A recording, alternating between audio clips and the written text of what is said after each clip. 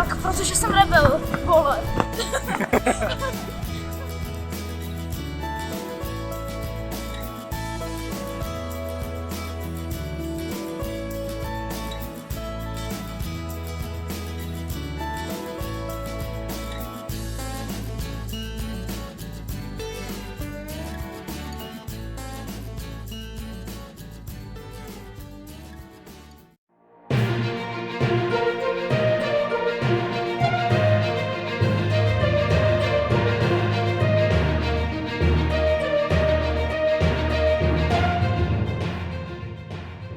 Vítejte u nového pořadu Jomo News. Dnes si projdete challenge Zkus se nesmát.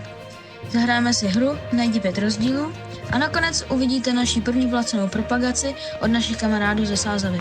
Přejeme příjemné sledování.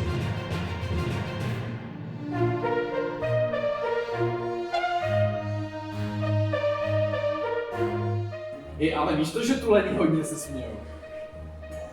Tuleni, ty brďo, ty jsou tak vtipný, že ty se smějou normálně před snídaní, po snídaní a před obědem a po obědě. Při obědě.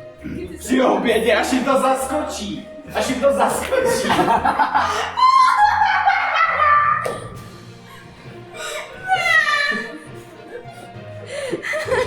Tak co? Kolik jste zvládli vy?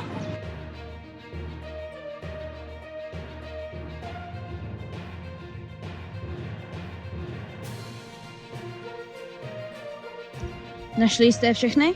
Je to opravdu těžké.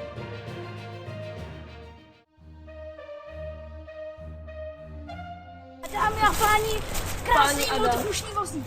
Jdete z kopce dolů s nějakým člověkem, doslova v akci. Vidíte? Náš multifunkční vozík právě začíná výjíždět. Nebojte se malých drincanců ani velkých skákanců. Každopádně vozík bude možná trošku dřít. A rozjíždíme se pořádný.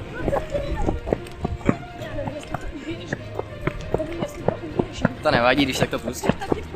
Jo.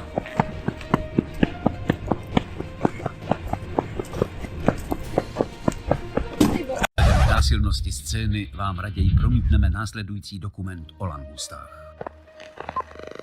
V rozporu s obecně rozšířenou představou se langusta živí výhradně plody moře, což jí nikterak nebrání zůstat veskrze lidskou.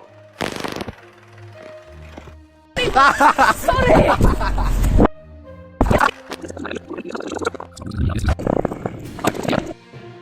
To nevadí, když tak to pustí. That's what she said!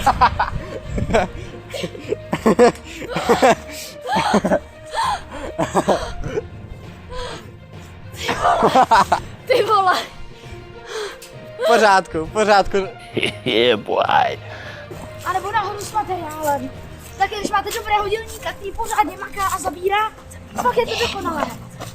Máte tu dokonce až 5 kg. Tady je vozík Pro Max. Dokonce máte tu 5 kg všeho možného. Pro Max nás nezajímá, stojí víc a je horší. Toto je dělaný z multifunkčního železa, můžete ho tvarovat a rozvíjet. Toto je náš vozík pouze za 500 000 korun. Kupujte hned teď!